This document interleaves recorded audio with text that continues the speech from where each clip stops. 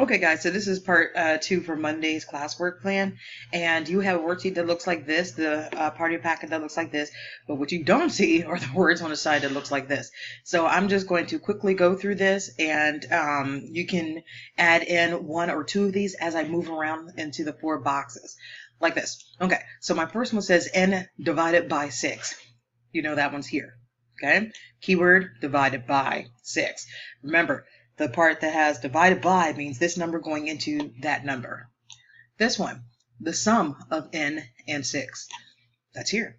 And so this one's indicating that n is first. The sum of n and 6. This one, 6 less than n.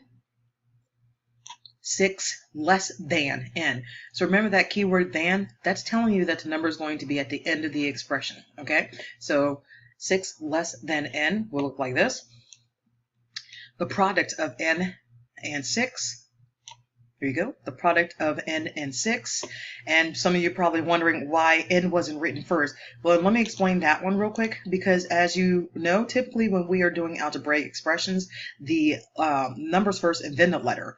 And so even though this and this mean the same thing, okay, we typically always do the number first and then the letter, no matter which direction you read it into, okay?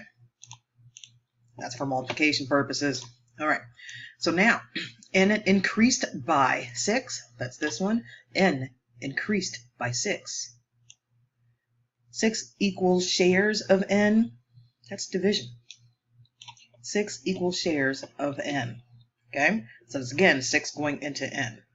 You divide in order to get equal shares. Equal shares should probably be one of the keywords on the keyword sheets. N minus 6, subtraction, n plus 6, 6 multiplied by n decreased by 6, the quotient of n and 6, the difference between n and 6, the difference between n and 6,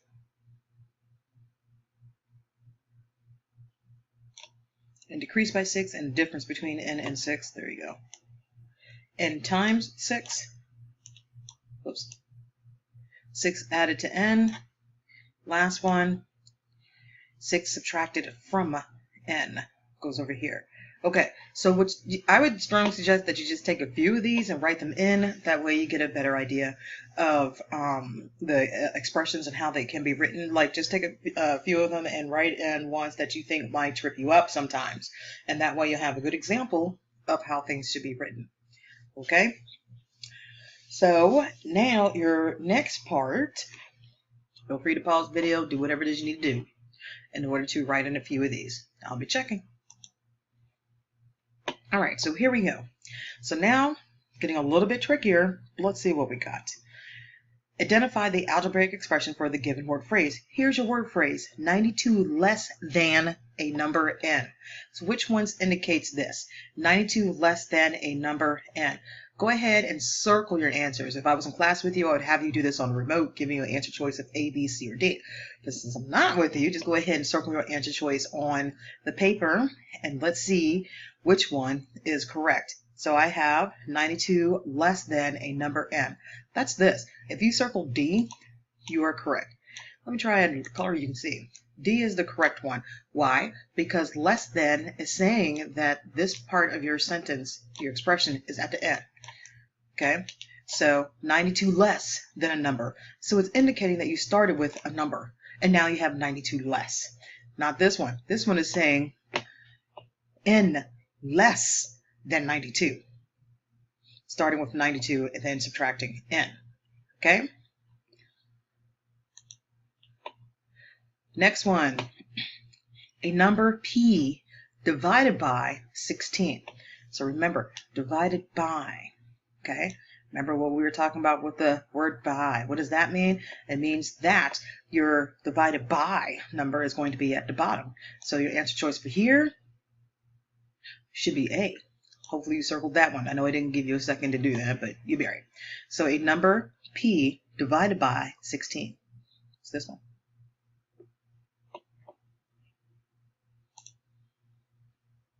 Next, and I'll wait a second for you to answer this one. 7 times the sum of Q and 17. Wow. So we have 7 times the sum of Q and 17. So this is indicating that you have Q and 17. Remember what the keyword and means. And then you have 7 times that. So which one would it be indicated by this? Go ahead and choose. Yes, one of your answer choices should be in parentheses. You decide which one. There's your hint. If you chose correctly, you should have this. 7 times, remember this with the parentheses means multiplication, the sum, that's the addition, of Q and 17. Here. The next one. Okay, so here, this time we're going to reverse. We're going to start with the expression and you write out what it is. 9 less than a number. So this time I have 9 less than a number. And over here, practice writing what this would look like in math symbols. Okay, so we're reversing what we just did. All right, so now you have 9 less than a number. Don't forget this key word. What does that mean? It means that, go ahead and write. Okay, I got a good feeling that you have already written down an answer. If you not, might want to pause the video. So if you haven't written anything right now, check to see if everybody wrote something, pause the video, and here we go. Okay, so the key word than means it's indicating that it's towards the end of your expression. And 9 less than a number. So here's my number, which of course is going to be a letter. So I will use the letter N. So 9 less than a number. So that's indicating I started with N and now I have 9 less. If you wrote this, this would be a number less than 9, indicating starting with 9 and now you have N less. But that's not what we were looking for. This says 9 less than a number W. Totally did not see that. It gave us a letter already. So this is what we should have. I could start the video over and do that again, but nobody got time for that. Ain't that right, Lauren? Okay, moving on to the next one. 3 increased by the difference of P and 5. This one is going to require parentheses. Go ahead and put it on hold and try writing your expression. 3 increased by the difference of P and 5. What keyword is increased?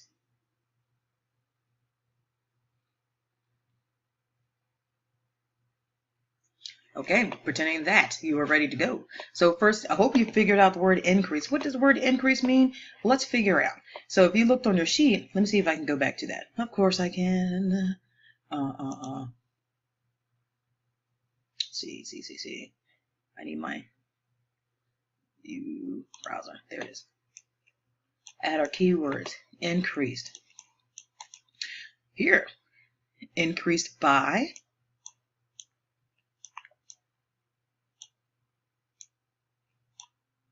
Any other ways? Increased by. You get the idea. I think that's pretty much it. I was thinking they were on all of them. Increase. Okay. So now let's go back to our original sheet. The number that we are on right here.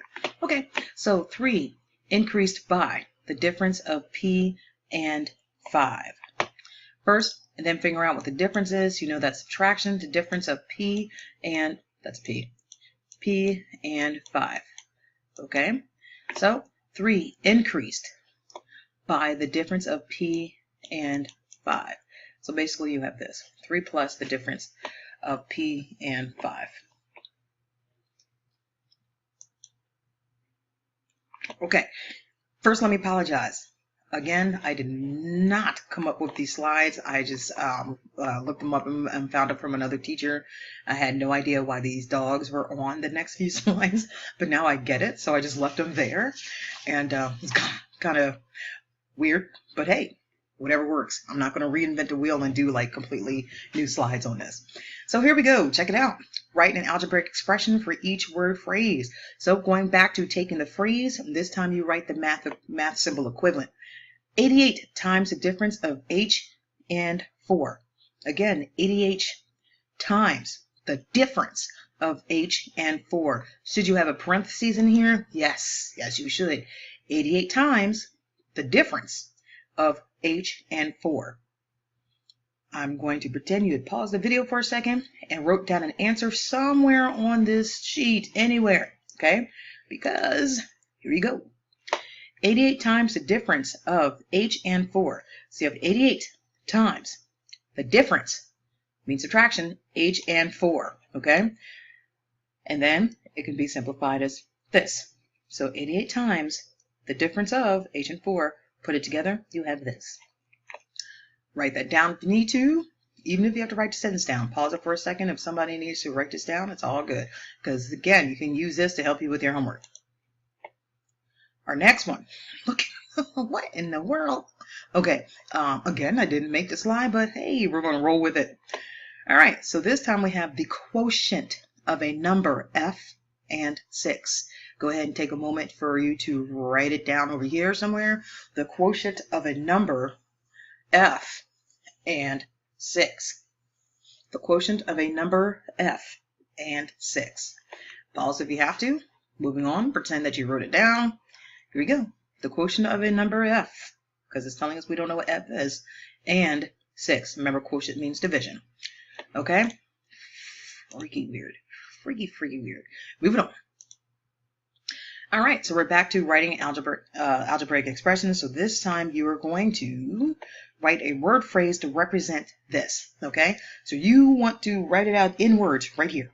Write this out in words. How would you write that? I'm not going to say this out loud, because if I say it out loud, I'm actually going to be telling you what the answer is before you get a chance to do it yourself. So here's the expression. Can you write it out in words over here? Take a minute to do that. Pause if you have to. I'm now going to pretend that you paused, and we will write it out. So I have, it's like, do I say it out loud or not? Here's what you have. So you know you have the difference between 9 and 3c. This is the difference of 9 and 3c. And see how I just said it out loud? It means I actually just said the answer out loud as the way it could be written. So I have the difference, and I chose difference because I know it means subtraction. The difference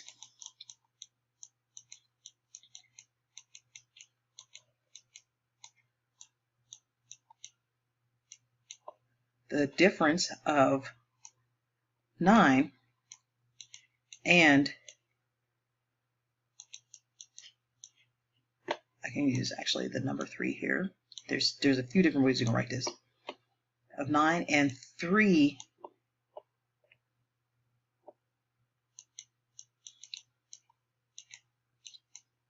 times c. That's just one way that you could write it. The difference of 9 and 3 times c.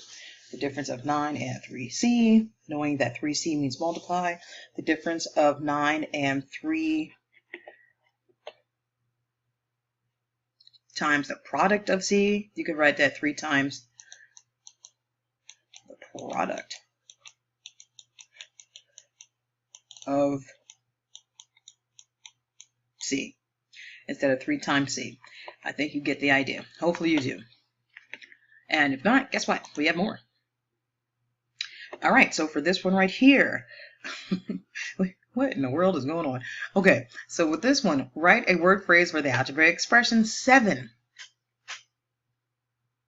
And this, sorry, can't continue saying the rest because then you would know. Just know what operation this is, and of course what operation this is. Take a moment to write that yourself. And let's see what you got. If you wrote it down correctly, you should have 7 plus the product of 19 and b. Almost like the way this one was written. 9 and 3, the product of c. 3 times the product of c, or 3 and the product of c. Same difference. And then so you have 7 plus the product of 19 and b. 7 plus the product of 19 and b. And this is a nice example of how to break it down. You have your first operation here, and then the second operation here. Okay, so 7 plus the product of 19 and b. There it is. All right, so for this should end your classwork packet, I believe. So I will see you on the,